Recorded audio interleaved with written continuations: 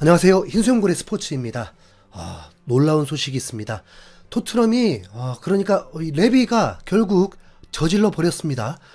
손흥민이 2021년에 4년 계약을 하면서 2025년 6월에 토트넘과의 계약이 종료가 되는데, 그러니까 이제 7개월 남은 상황이었는데 여기서 1년 연장 옵션을 발동시켜 버렸다는 것입니다. 토트넘에서 공식적으로 전한 건 아니고 최근 몇몇 기사들이 추측성으로 나오고 있었고 텔레그래프에서도 전했었는데, 한국 기준 새벽에 이적 전문가 로마노 기자가 더 확신에 찬 소식을 전하면서 레비가 저질렀다는 것을 알 수 있었습니다. 토트넘 손흥민 1년 연장 옵션 발동 예정. 현재 계약은 2025년 6월 만료지만 2026년 6월까지 연장되어 한국의 스타와 한 시즌 더 함께할 수 있다. 손흥민은 내년에도 토트넘의 일원으로 남아있기 위한 공식적인 절차를 밟기 시작했다 라고 한 것입니다. 자, 이 1년 연장 옵션 발동이 그런 어떤 의미가 있는가? 네, 이건 갑이냐 을이냐에 따라서 정말 다르게 해석할 수 있습니다. 토트넘 구단 입장에서 손흥민을 팔고 싶어서도 1년 연장을 충분히 할 수가 있습니다. 1년 연장을 하게 되면서 손흥민은 2년 뒤까지 토트넘 소속 선수다 보니까 현재 32살이지만 트랜스퍼 마르크트의 예상 이적료처럼 600억 이상의 가치로 다른 타 구단에 팔 수가 있게 됩니다. 만약 두 달인 겨울 이적 시장 때 팔려고 하면 이적료를 제대로 못 받을 수가 있게 되죠. 타 구단 입장에서는 6개월만 지나면 공짜로 영입할 수 있게 되니까요.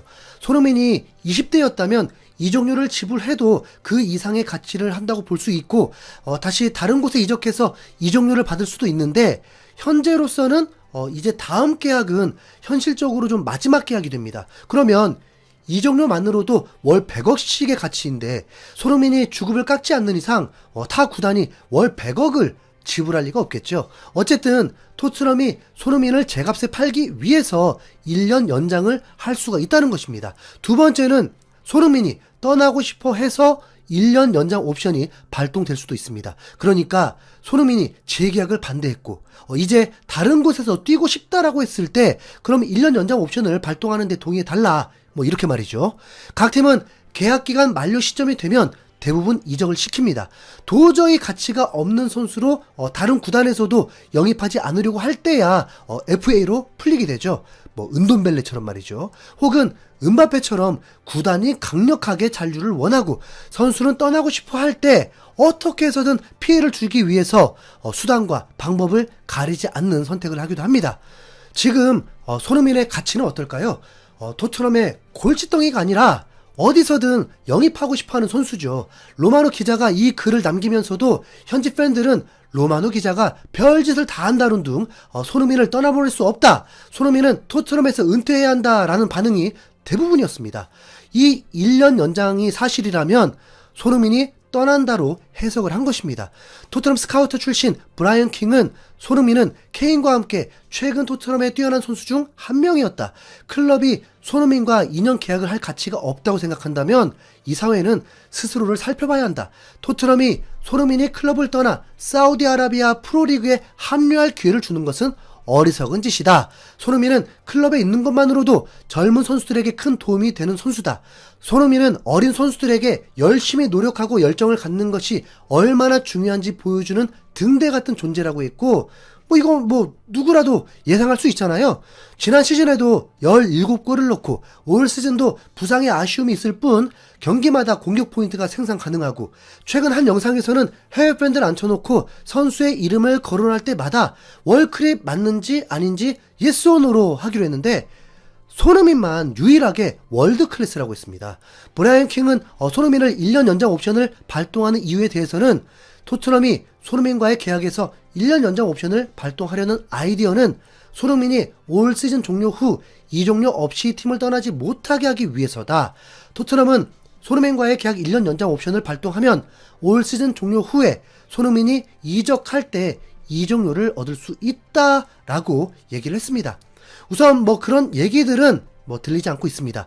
손흥민이 떠나고 싶어 해서 1년 연장 옵션을 발동하지 않았다는 그런 기사는 없어요. 오히려 어제는 미러에서 손흥민은 토트넘의 계약 연장에 대한 결정에 놀라움과 실망을 나타냈다고 전했습니다. 그리고 일주일 전에는 손흥민의 캠프가 토트넘에게 충격을 받았다.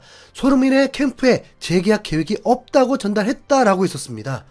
이 기사에는 마치 손흥민이 재계약을 원했는데 토트넘이 원치 않는다고 했지만 손흥민은 수개월 전부터 앞으로 일은 어떻게 될지 모른다고 했었습니다. 레비는 완벽한 장사꾼입니다. 이미 다큐멘터리를 통해서도 감독과 구단주와 선수가 3자 대면을 했던 걸 봤었죠. 그건 도저히 연출이 될 수가 없습니다. 선수는 떠나고 싶어 했고 구단주는 떠나고 싶어 한 걸 잡고 싶어 했으나 어쩔 수 없이 보내야 한다면 제값을 받고 보내줘야 하겠다고 했고 감독은 둘 다 이해하기 때문에 어려운 문제라면서 발을 뺐습니다. 이건 매우 현실적입니다. 손흥민과 레비와 엔지 감독에게도 똑같이 일어날 일입니다. 들어보면 구단주는 재계약 의사를 이미 전했었는데 선수는 팀을 떠나고 싶어 하면서 FA 직전 겨울 이적 시장까지 왔었던 거고 추측상 보스만 룰 때문에 에릭센도 타 구단이 자신을 영입하려고 한다는 것을 알게 되면서 일사천리로 진행되었습니다. 레비 회장은 에릭센의 에이전트가 모든 걸 통제하고 있기 때문에 아무것도 알 길이 없다고 되어 있었습니다. 에릭센은 당시에 토트넘에게 매우 중요한 선수였습니다. 그때 몸값은 손흥민을 넘었었습니다. 영상에서 보면 레비가 쩔쩔 매는 게 느껴지죠? 그럼 지금 손흥민이 32살이 되었기 때문에 토트넘 입장에서 손흥민이 필요 없어서 1년만 하고 연장하고 팔려고 한다? 이게 말이 됩니까? 현재도 4,500만 유로 선수인데 거기다 이미 손흥민의 영향력은 더 커지면서 구단에 엄청난 부수익을 줄 수 있다는 걸 타 구단들도 알기 때문에 군침만 돌고 있을 것입니다. 그러니까 스카우트 전문가도 어리석다고 하는 거죠.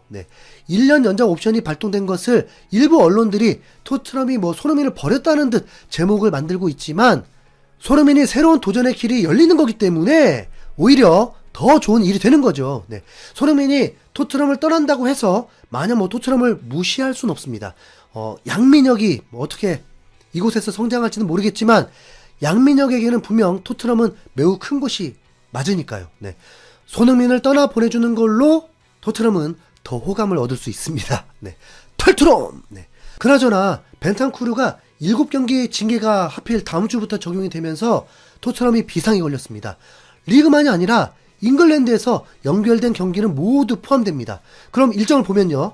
맨시티전부터 풀럼, 본머스, 첼시, 사우스햄튼, 맨유, 리버풀까지입니다. 진짜 이 기간 사이에 유로파 리그가 있어서 벤탄쿠르는 2주에 한 경기씩은 뛴다고 보면 됩니다. 하지만 이 기간에 토트넘은 맨시티, 첼시, 리버풀, 리그컵 맨유와의 8강까지 빅매치들이 쏟아지는데 정말 위기 상황입니다. 포체티노가 경질됐을 때, 누누 산투가 경질됐을 때, 와, 진짜 삐까삐까 성적이거든요, 지금?